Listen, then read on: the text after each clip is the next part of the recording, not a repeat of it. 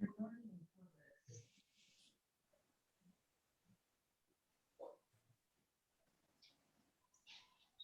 sit opposite with a glass of water and coffee is there. Great. Yeah, okay.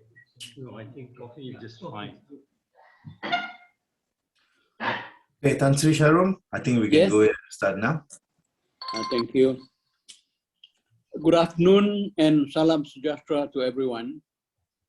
Firstly, I wish to say thank you very much for taking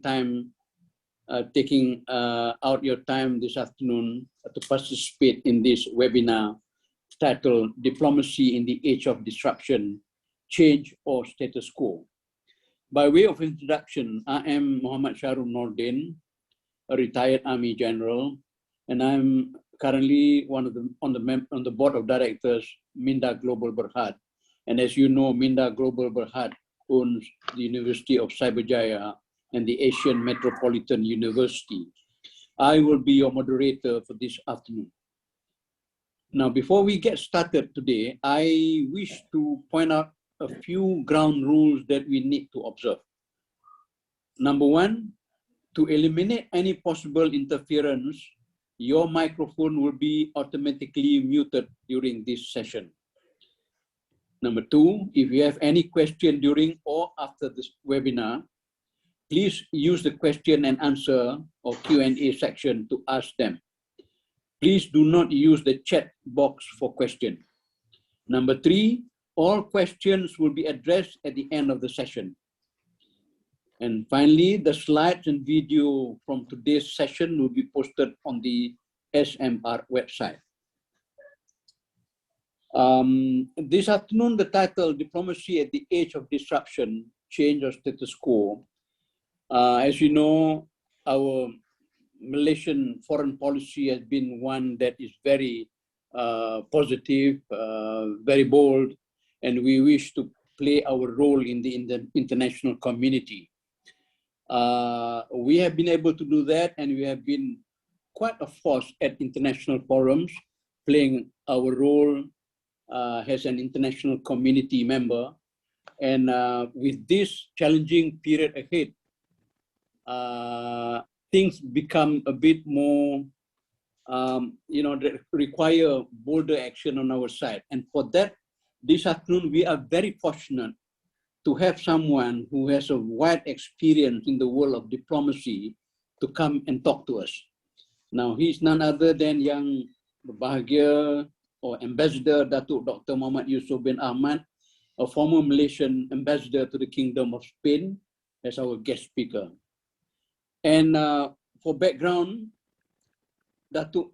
Yusof was born in Perak, had his early education at the King Edward VII College in Taiping, or King Edward VII School in Taiping, and he holds a BA Honours degree from University Malaya, Masters of Arts in International Relations, Master of Arts in Law and Diplomacy, and a PhD in International Relations from the Fletcher School of Law and Diplomacy, Tufts University, USA. Now, Dr.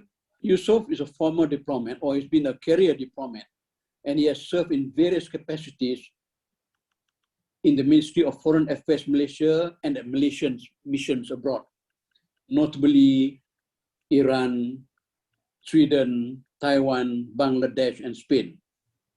And he was also the former Malaysian High Commissioner to Bangladesh, and later, before he retired, he was the Malaysian ambassador to the Kingdom of Spain.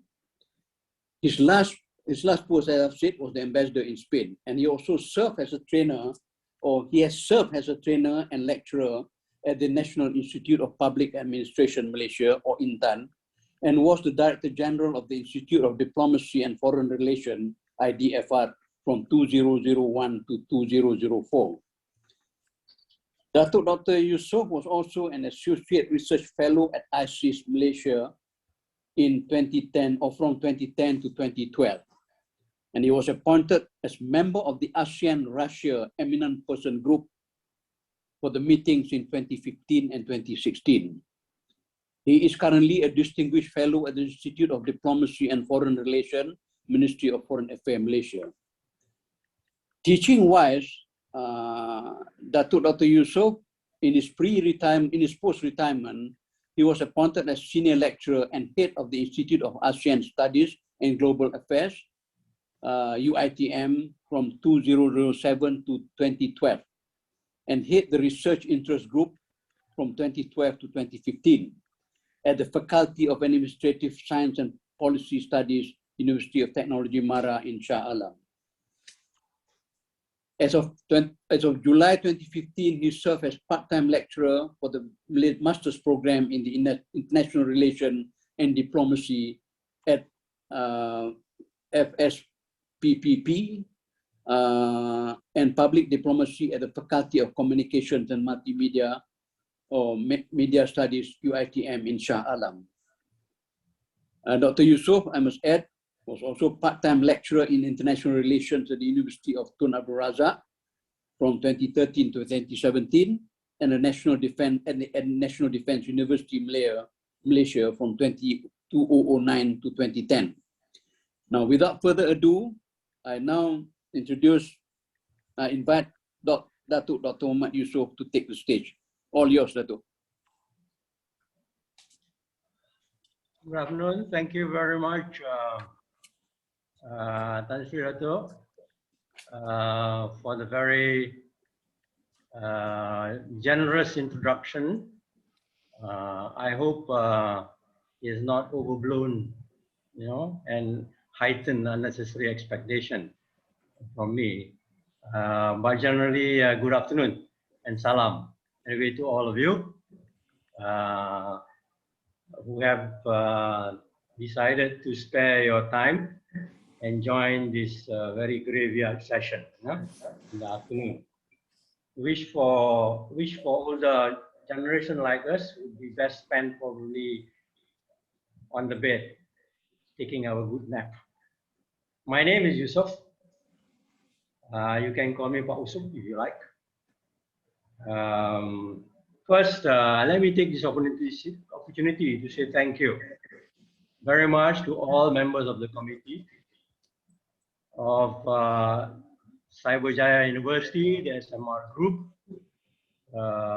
Minda Global, the kind moderator, General Datuk Tan Sri Nordin, Board of Director of Minda Global Berhad, and of course, my dear friend and Sifu, Dr. Zulkifli Baharum, for the kind invite and the honor to partake in today's session. And to share some personal thoughts with you all, distinguished participants, via this virtual medium. My objective in this session is, as an old continuing student and former practitioner of the craft of diplomacy, is to have a conversation, to reflect and share perspective in the hope of stimulating some healthy discussion with the distinguished participants of this webinar event today, probably at the end, second part of the session. But before I start, some caveats are pertinent.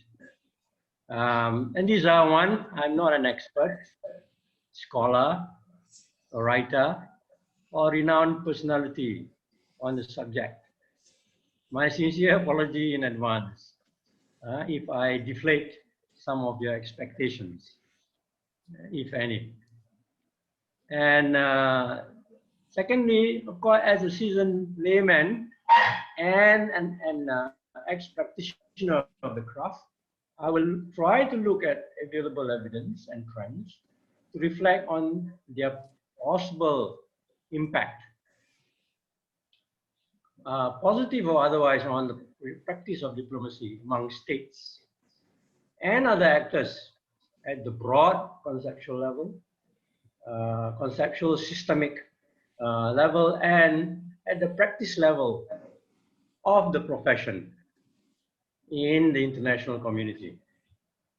And the third thing is, I will try to answer the question of whether diplomacy, with the capital D, as has been practiced through the ages, is under threat of becoming obsolete and irrelevant in this age of dramatic change and disruption, within quote, in this so-called digital age of internet, virtual reality, and Internet of Things. I also intend to make this presentation as short as possible,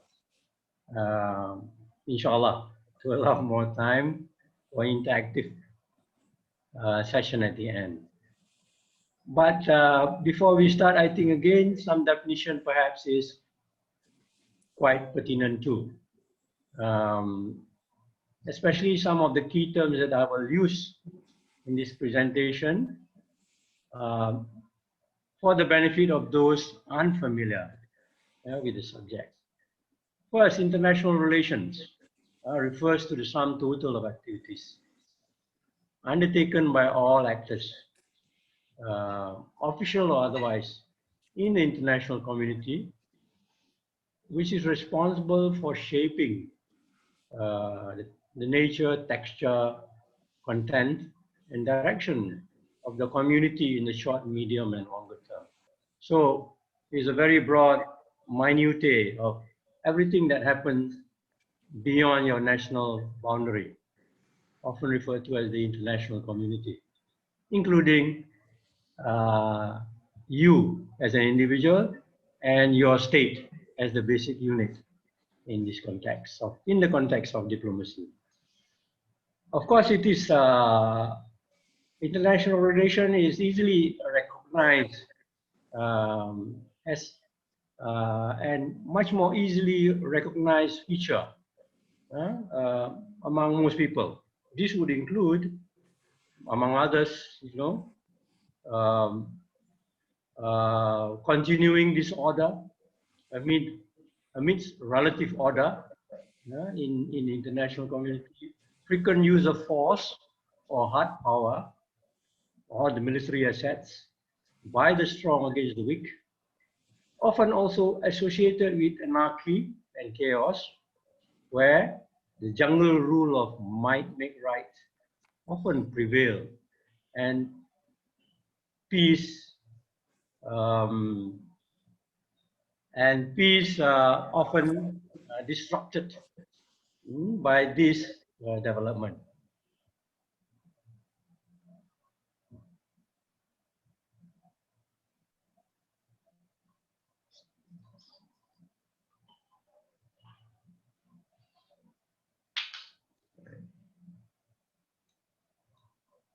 These are the constant alternate characteristics, peace and war. That is directly associated with international relations since the time of recorded human history.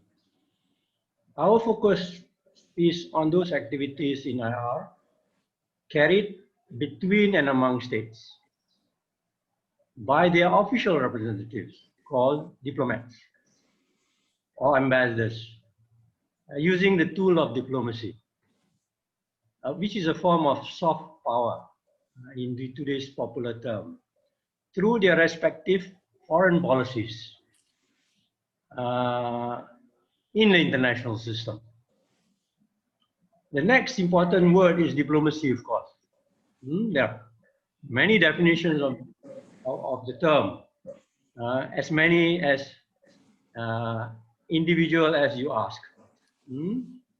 They range from Niccolo Machiavelli's description of ambassadors in the 16th century as honest spies, or the more formal definition by Sir Anne Sato in his seminal work called Guide to Diplomatic Practice, which is almost a basic text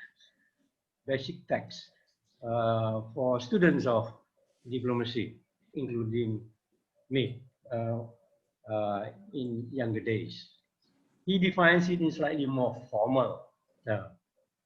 the application of intelligence and fact to the conduct of official relations between government and independent states, or government of independent states.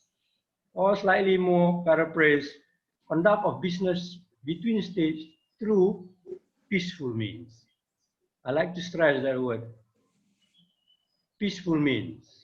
That's the signature core characteristics of what diplomacy is. Others also may choose slightly different perspective.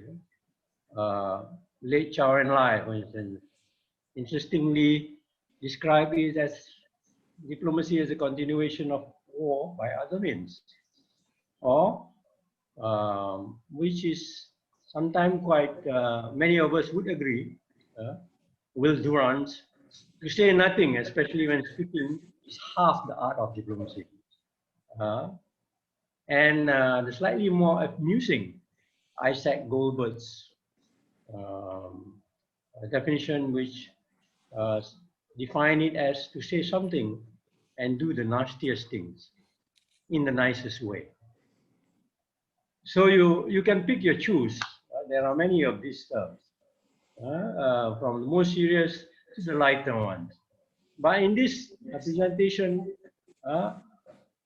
it would be used to refer to formal state policies, identified through foreign policy, which is conducted through the various foreign ministries by official called diplomats, or ambassadors, or envoys, as an important tool to promote and protect nation states' interests in the international environment beyond their borders, where they interact with other states.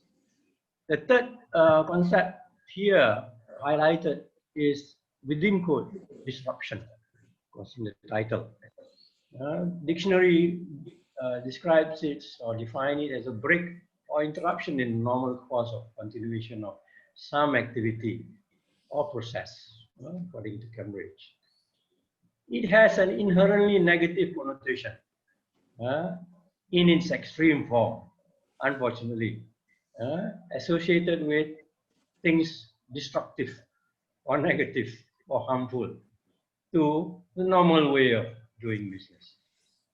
Therefore, a caution is necessary here. Disruption or change, although it's potentially negative, is not synonymous with destruction. Change also often brings progress and development in the medium, long, and long term, if not in the short term. It also opens up many new opportunities for progress. Think of the progress in human civilization as a result of all the changes that had followed early man's venture out of his comfortable cave haven. Would we be exploring Mars and beyond today?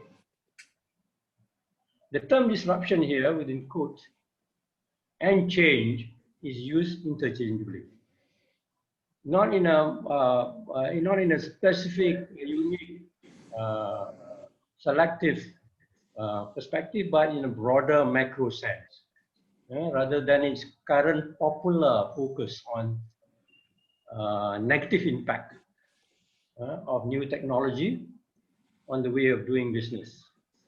As the term is understood, popularly understood today, it is used as synonymous with all forms of change in international relations and how the field of diplomacy and diplomats try to deal with them. To be honest, change and disruption is not new to the profession of diplomats or diplomacy.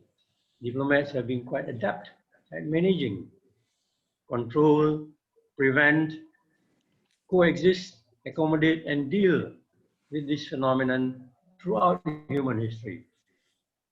From the time of the Greek and Roman city-states through the beginning of modern diplomacy in Europe in the Middle Ages to the present digital age of globalization and instant virtual connectivity. Who are the primary players, actors, institution, norms involved in this field of activity? There are several. Primary and secondary. Primary key actors are often referred to as track 1, are states. There are more than 195 of them now as members of the UN, nation states. 197, of course, it included observer entities in the UN, which is Vatican and the Palestine. Ambassadors and diplomats, embassies among the institutions, envoys, nuncios, head of governments and head of states, international governmental organizations, which are more than 300 worldwide today, from the UN, which is global in nature, to regional organizations, which covers specific regions, numbering more than 35 today, including such regional organizations as ASEAN. Then you have the secondary actors, often referred to as non-state actors, more popularly. These are NGOs, non-governmental organizations, CSOs, civil society organizations, which are thousands in the various communities around the world. The NGOs, there are 40,000 of them, according to UNDP, and hundreds of thousands more growing at the community level worldwide. Examples of which are International Crisis Management, Doctors Without Borders, Greenpeace, Amnesty International, etc., which some of you most probably are familiar with. You have also track 1 institutions as actors and players, and these are various foreign ministries, ministries of foreign affairs, even if they are called by slightly different names, White House, State Department, external ministries, and so on and so forth. But they are these institutions that carries out the official duties of conducting diplomacy through their various representatives and ambassadors abroad. And of course, you have the laws and conventions, which do play an important role too, and form an integral part of what diplomacy has been, is, and probably to in the future. From UN Charter, the Vienna Convention, laws and conventions related to interstate relations, relating to role of International Court of Justice, International Criminal Court, World Trade Organization, and so on and so forth. Dealing with issues like diplomatic immunities and privileges, issues in representation, arbitration, crime against humanity, genocide. These are all the important elements, some more important than others, but part and parcel of what makes diplomacy and diplomats stick in their role in the international community. Let's take a brief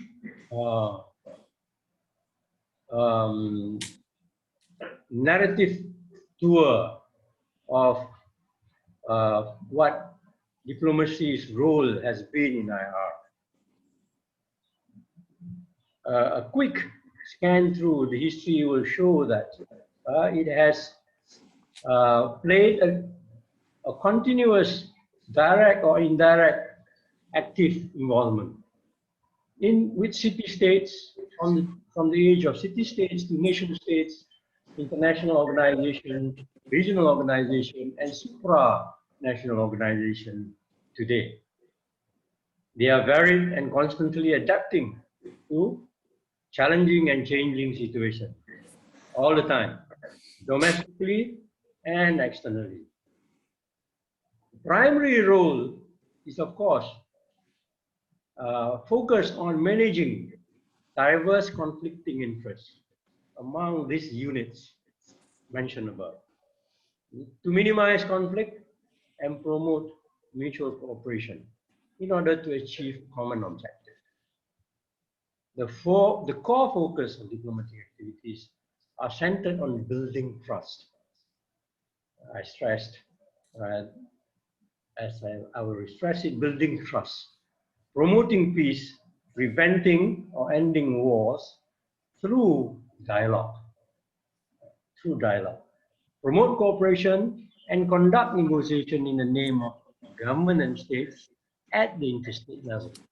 That's the primary focus of diplomacy then till today. The key role of ambassadors and diplomats had developed over the years are generally identified with some generally accepted salient role.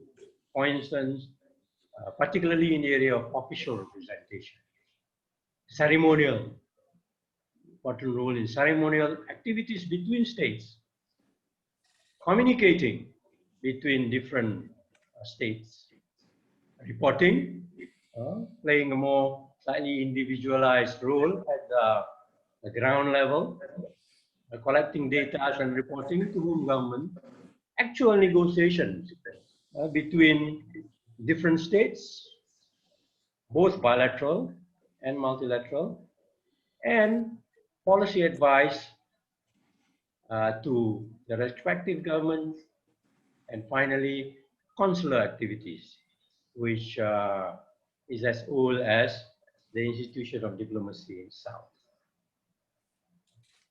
The key players are resident ambassadors from the mid-century, mid-15th centuries, because before that, they are basically transient and not permanent or resident in nature. So from the mid-15th centuries, resident ambassadors begin to play a role.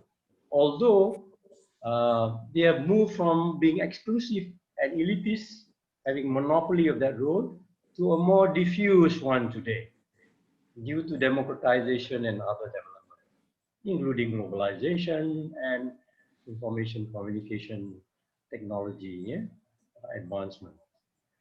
After the First and Second World War and the post-Cold War period, diplomacy has underwent further transformation from carrying out much simpler tasks in earlier time to a more complex scope of duties and responsibilities today, thanks to globalization.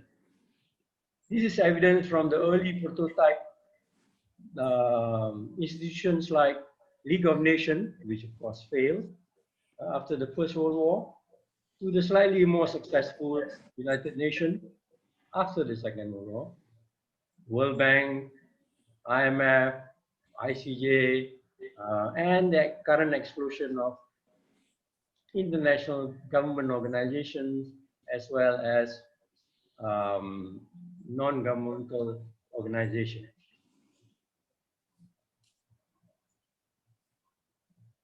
We also witnessed codification of some of this traditional practice and rules to be used as guide to manage the transformation process. Hence, we have the UN Charter, Vienna Convention on Diplomatic Relations, which are two of the most important ones that are basically kind of a textbook guide on how to of conducting diplomacy at the international level. The core problem and issues dealing or related to diplomatic work relates to nation states' conflicting self-interest, issues of geopolitics, strategic security concern, diverse and often conflicting economic, social, cultural, religious values and interests, as well as more universal issues considered important to humankind survival or mankind's survival. Historically, three broad approaches are used by states in getting, one can say, what they want from other states. Get what they want from other states in the quest for the above objectives at the interstate level. And these are the use of force, traditionally, is one of the most common and continues to be um, still very much alive and quite popular today. Force or might or sword or war, same continuum. Or in more recent time, popularly referred to as hard power, weapon of choice, usually of the strong, not of course of the weak. Then words, the second way, the second popular method of trying to get what you want from others out there. Words or talk or negotiation, referred to as soft power today. The preferred weapon of the small and the weak. Read diplomacy, including states like us, which don't have the strength or the might to dictate others what to do.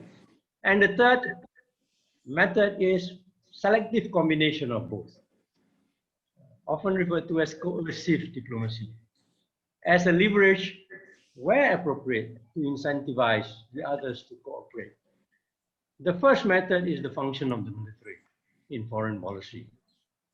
The second, primarily, and from time to time, the third, which is combination, is or lies within the domain of what diplomacy is, the subject of our talk.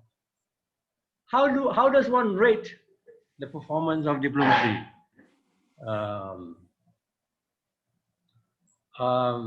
In terms of its effectiveness in achieving its objective. It's difficult, not an easy task, because diplomacy is only partly quantifiable. It's human and people focused. Issues of trust, confidence, goodwill, etc. These are subjectives. The stakes are not just tangible. The stakes are not just tangible and quantifiable, like profit or territory, but also subjective, including issues like sovereignty, independence, ideology, image, face, within quote, pride, national ego. How do you measure those? How do you quantify those? And the results, again, it's also a problem. They're not necessarily immediate. Diplomacy is a process. It usually medium and long term in terms of varying rewards. It's more a future investment, like taking an insurance, particularly for small states, which bear results at some time in the future. So it's building the future when you can't solve immediate problems. So probably if one could use, I would like personally to use the indicator, which I'm sure not everybody will agree. Probably the best indicator or ultimate indicator is absence of war. If you want to measure the success of diplomacy, not by any quantifiable statistical method, but by the presence or prevalence of peace, by whatever means you choose to decide it, and the absence of war, which is quite easily more defined. So that, but however, that is just a personal view. What is the score sheet like? Probably, if you like to try, you could divide them into two broad categories: positive list as well as the negative list. In the positive list, among others, could include longest period of peace after the Second World War, 1945. At least in the last century, after two major global wars, since 1945, we have not had the Third World War. If you could use that as a positive contribution. Although you have smaller conflicts, but these are not global. You have proliferation of progressive institutions that has mushroomed and blossomed.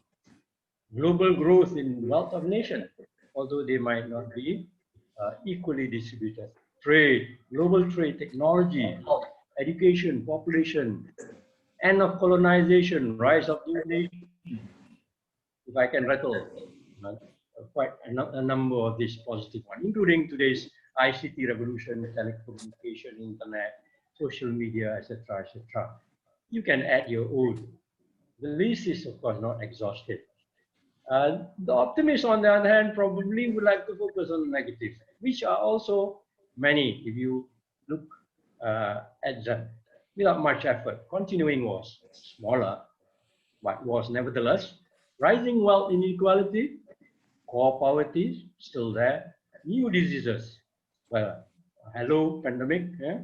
COVID-19, climate change, environment, degradation, global warming, mass migration of people, displaced population, nuclear proliferation, weaponization of space, and soft power, cyber threats, etc., etc. Again, feel free to add to that negative list. Which side is more?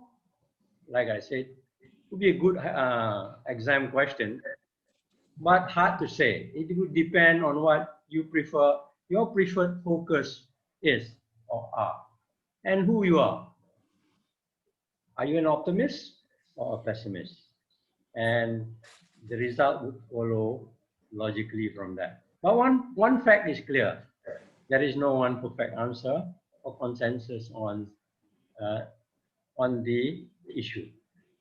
To be fair, the outcome highlighted above, positive as well as negative, from a cause-effect perspective, it's not entirely due to any singular role of any single factor or variable.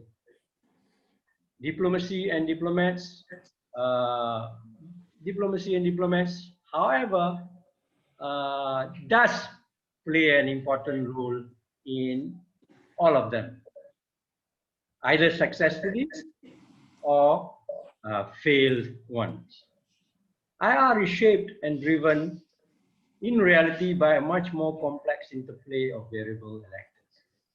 More so today than, say, in the last century, 20th century, or just 20 years ago.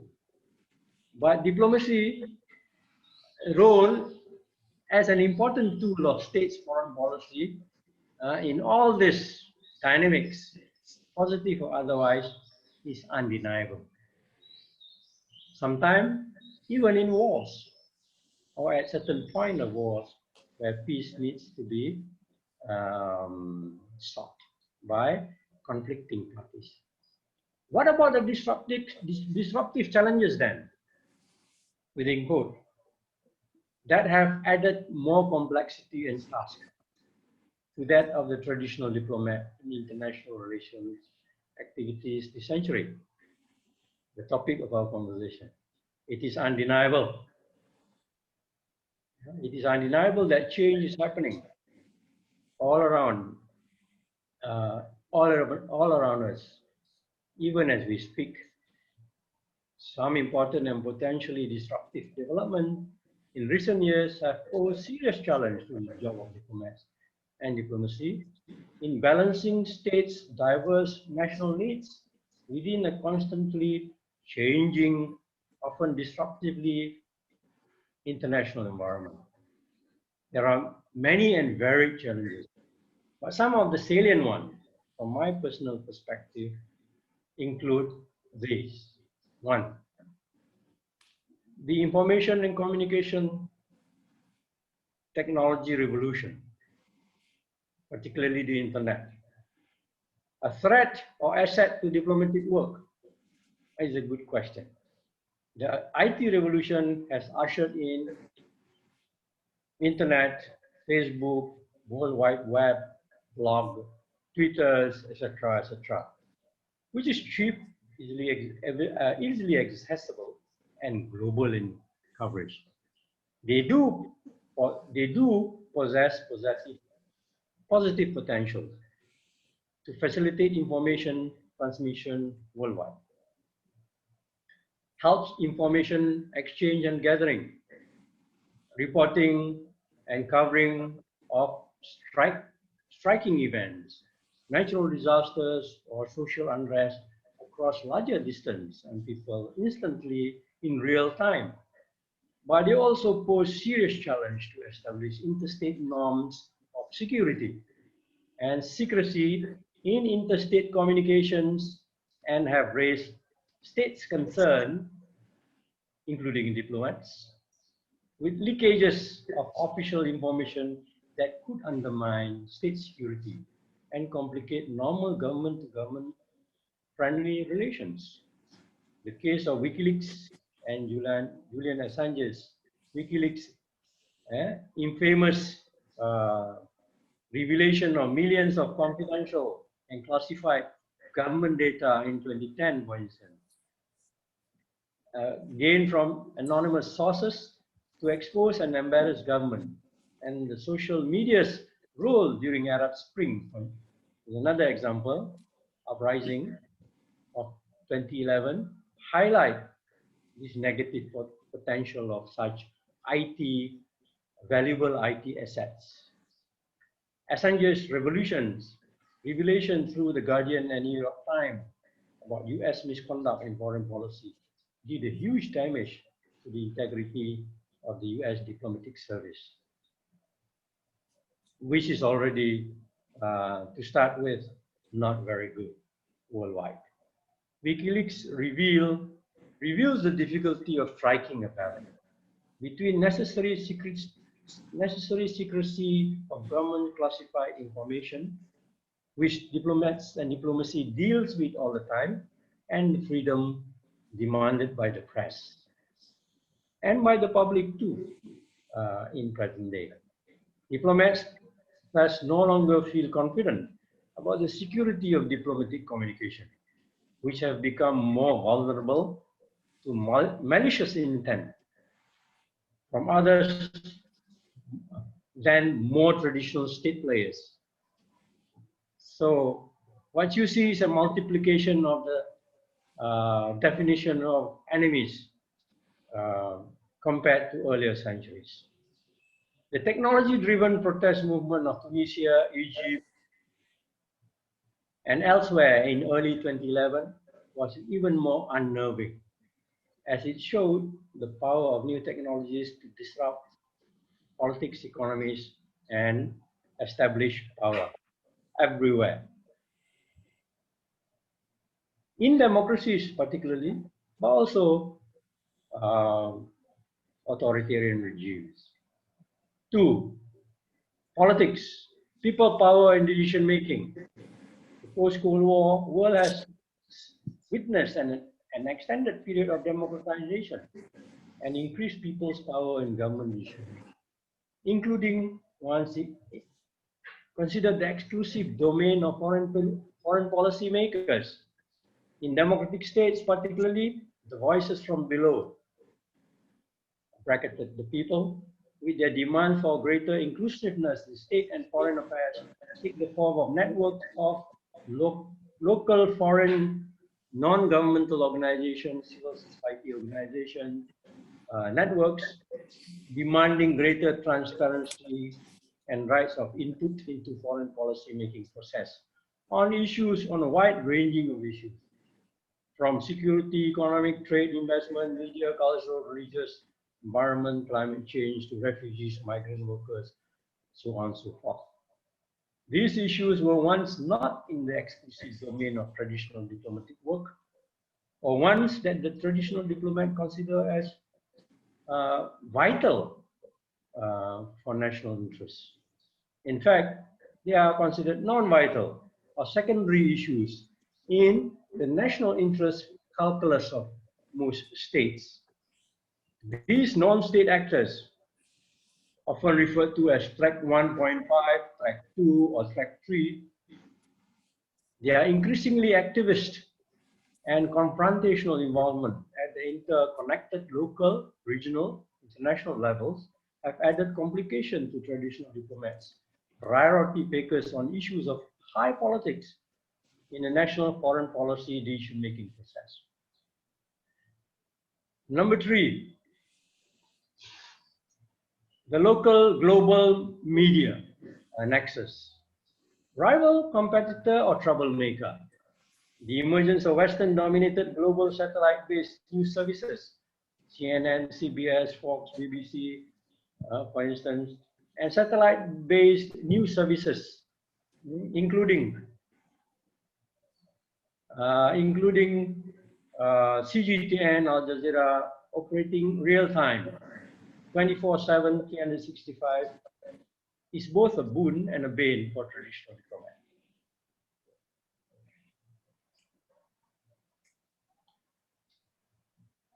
While they are helpful in complementing the traditional diplomatic work in terms of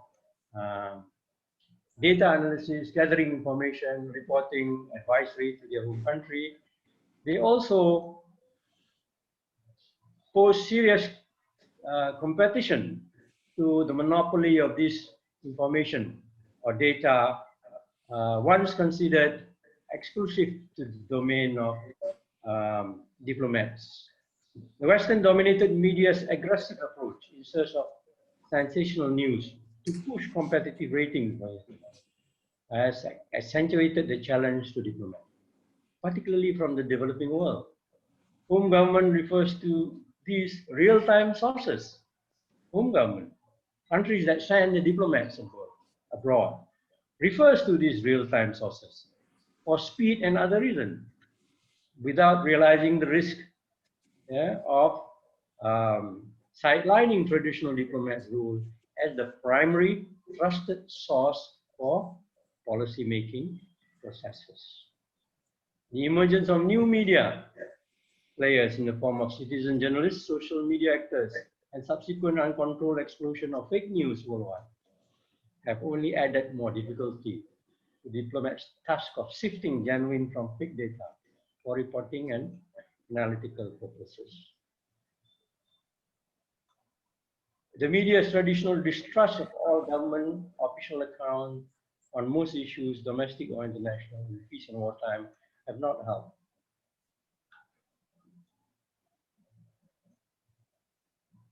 Non-state actors, NGOs, MNCs, CSOs, rising importance in international arena, competing with traditional diplomats, wanting to have their say, and in some cases, complicating a bilateral relationship through methodologies that are considered non-traditional by interstate norms and practices. The economy.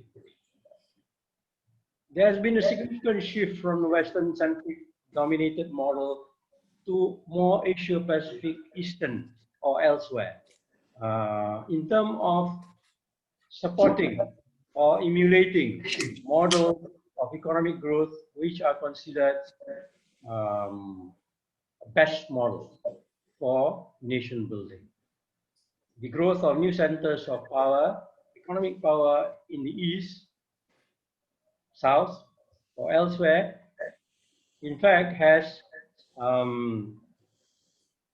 posed a serious challenge to the earlier established Western norms, including diplomacy, which provides the Western countries with a high degree of monopoly in their dealings with, in the area of diplomacy, particularly with countries from the developed world. Diplomacy and diplomats as the frontline negotiator to redress this global systemic economic divide is under pressure to resolve this century-old problem through dialogue and peaceful way. A difficult task, given the unprecedented change happening today. You do have political diplomatic shift too, from in the same in the same manner of the economic, the movement from Eurocentric Western dominated definition of what is best for the world, as articulated by most Western diplomats and diplomatic representation, to an increase in questioning of other alternative models and desire to have a better, more fair dealings in traditional matters of diplomacy, which has in the past up to today been dominated by Western-centric norms and values. The questioning of these takes many forms, not necessarily only from traditional diplomats, but from the ground level too. People from the developing world themselves are increasingly applying pressure on their representative, official representative in international fora to create a similar kind of demand. And that has posed serious problem between Euro-Western diplomatic actors versus non-Euro-Western diplomatic actors. Issues of low politics, as mentioned earlier, has creeped up or been elevated to national and international level. Issues that were once considered secondary or tertiary or marginal has now taken center stage. And the problem with that is diplomacy as it was designed in the previous century or earlier centuries is not well adapted to dealing with these new issues because of the non-existence of precedent templates to work on. New ones will have to be worked out. There are many others, as highlighted in my slide, challenges which I think all of you out there can look through yourself. I've just been warned by the timekeeper that I'm only left with 0 minutes for this. So I think it is best I will stop now and try to complete the other issues as highlighted in the shorter slide during the Q&A session, if you are keen to engage in that conversation. Thank you very much. Over to you, Tan Sri. Thank you very much, Dato'.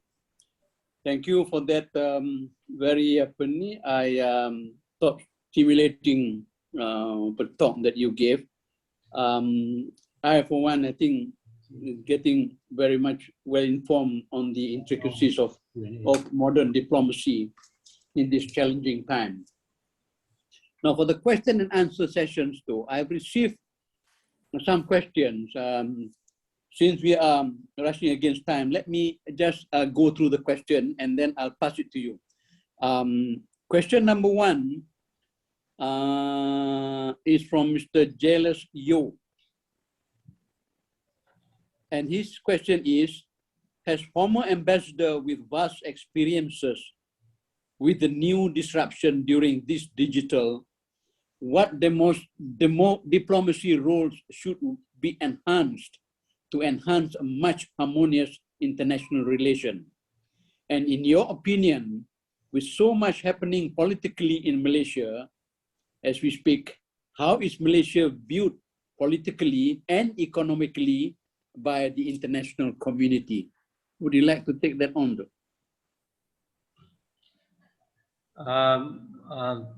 Probably, I'm not so sure whether I got it right here. How does the new technological disruption affect the traditional diplomatic work, and how to face these new challenges so that diplomacy can continue to resolve some of the problem? My short answer probably would be to use this new technological asset because it does provide that opportunity for greater dialogue and communication between differing views and perspective, and it gives greater coverage, speedier methodologies, and access to find common ground in order to avoid the extreme position. Diplomacy is about finding common ground or middle ground, and if states follow that with political will, chances are international stability can be preserved. I would probably also add that similar approach domestically too could solve many of the own internal domestic frictions arising from differences of views within a domestic context. So adaptation and use of new technologies in a positive and constructive manner can help, I think, should be able to help both within the domestic and international context. I hope that answers your question. There's a second part to that question. You may, if you want to answer, or you may wish not to answer on the political aspect. I think. Is that the domestic political aspect? That's right. I think you. I think I would rather not. Yeah. Now that the emergency. My focus is more interstate. Right. Thank you very much, Dato'. And the next question is from Nurul Atika, and she asks, could you enlighten us on the dark side of digital diplomacy, which I refer to the strategic use of digital technologies as tools to counter disinformation and propaganda by government and NGOs in pursuit of strategic interests? We are talking about fake news, trolling, and other disinformation, etc. Dato'? The use of digital assets to counter fake news and phenomenon, the more negative phenomenon associated with it by government, could it be used? I think not. We have no choice. Of course, it could. Answer is obvious. It could be used, but would it be a perfect based on existing evidence and past empirical evidence of technological advancement at every stage? Like I said earlier, there is no one perfect solution to anything. I was talking to Yazdi earlier about being perfectionist. I'm fortunate to be skeptical about it at 73 years of age. I don't think so there is any perfection in this world. Unless, without wanting to discount the possibility that of AI in the next century being able to probably come up with that kind of answer. But given the problems we have today, even the best of technology can be countered by, in a shorter speed of time, by other better technology. So if you accept that, yes, at some point, current technology can be used to counter some of the more negative, from propaganda to fake news and so on and so forth. But would that be an airtight, fail-safe, once and for all, most perfect solution or means to solve that problem forever? I think my obvious answer is not necessarily, until the next best one comes along. I think there has been the history of civilization, even in the exact sciences. So dealing with the problem is dealing with human, which is an inexact science. So I think that's my personal perspective. Yeah, thank you, Dato'. The next question, I'm going to put 3 questions into one because they are basically the same. Fazyani Fazil asks you, in your opinion, which country's diplomacy approach is more effective? That is action instead of more noise or talk. Okay, that's one. Another one is from one Tak Meng Wong. And he asked, hi Dato and Tan Sri, what are the challenges of digital diplomacy internationally? What are the recommended solutions for these challenges? And the last question sent by Mr. Kumaran Raman, he wished you a very good afternoon, Dato. And based on your experience and role as a diplomat for many years in foreign countries, what would be one advice you wish to give to all Malaysians? All the three questions, yours. Tan Sri, I'm so sorry. Can you repeat the first question again? This is a short. The first question by Fazliani Fadil is, in your opinion, which country's diplomacy approach is more effective? I presume she will have listened to your talk on the various approaches and diplomacy stand that one country can adopt. I think she is asking this question. And one that is more action-oriented rather than talk or under the carpet sweeping. That is the first question. The second one is challenges. Challenges of digital diplomacy internationally. And what is your recommended solution for these challenges? Okay, the first one, which country? Like I said, it depends on what criteria do you use. If you ask America, they would probably say they are the most effective. Depend on what criteria. If you ask another Eastern Bloc country, I would say we are the most effective, depending on their criteria.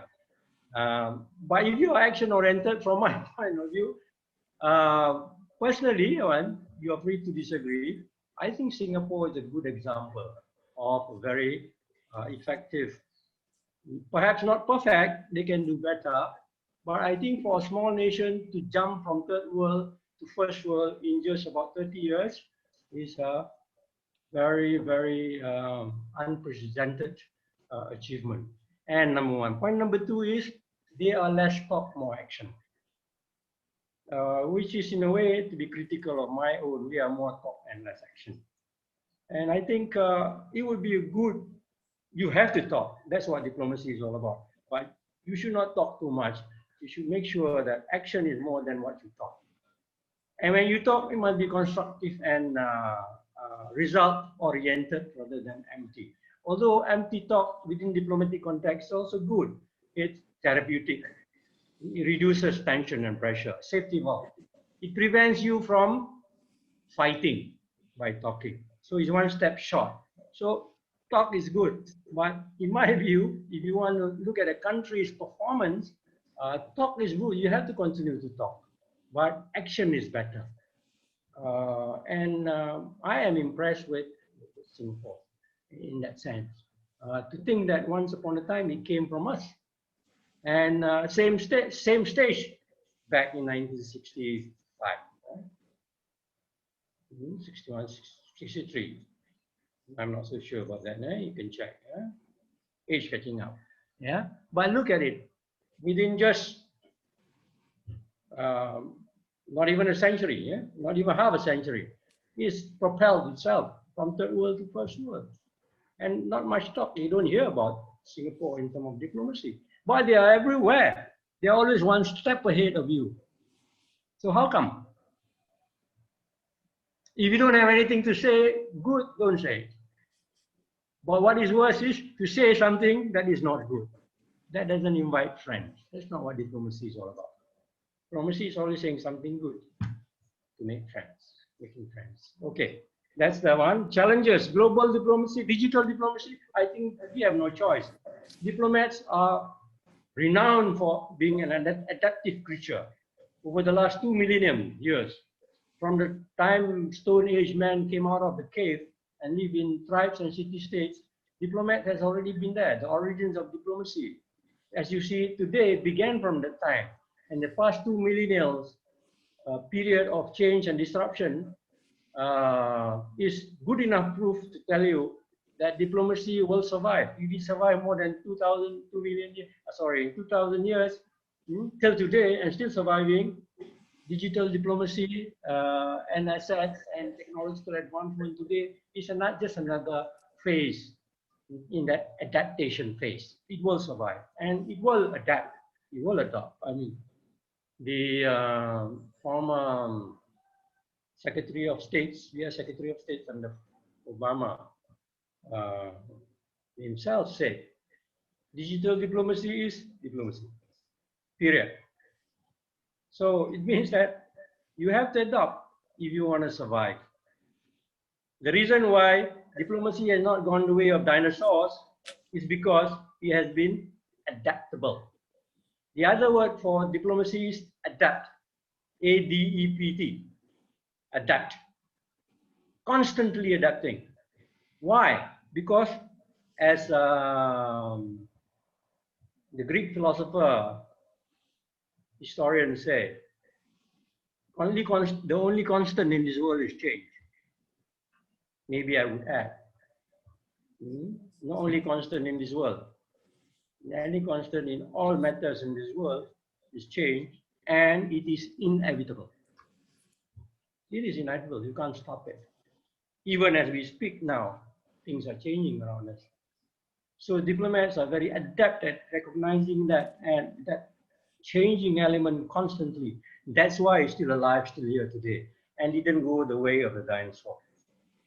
But if it wants to go to the way of the dinosaur, don't adopt digital diplomacy. Then I think it's the first step in that direction. Thank you very much, Dato'. I think those are the questions that were put forth this afternoon based upon listening to your presentation. I don't know, Vinesh, is there anything more? No, I think, sorry. Thank you so much, Dato'. We enjoyed the session very much. You're most welcome. I'm sorry I couldn't use the time to finish all the slides, but I give all the slides to you. It's okay, Dato'. The students are most welcome to contact me using email or whatever if they want to follow up or clarify further conversation. I would enjoy it with any one of them, anytime. No problem, Dato'. You have my Gmail address. We do. Share with them. And also I'm using this is a first draft of a piece that I want to contribute to a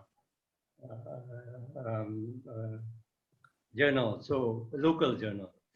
So when it's completed, of course, if you are interested as a student of diplomacy, I'd be most happy to welcome and share with you. Yes, we will be happy to have it on our website, Dato', because I think people will be able to read it directly from a website, so which is a good thing. If you want to put it up there, we can discuss it separately, and maybe we could have it in the website.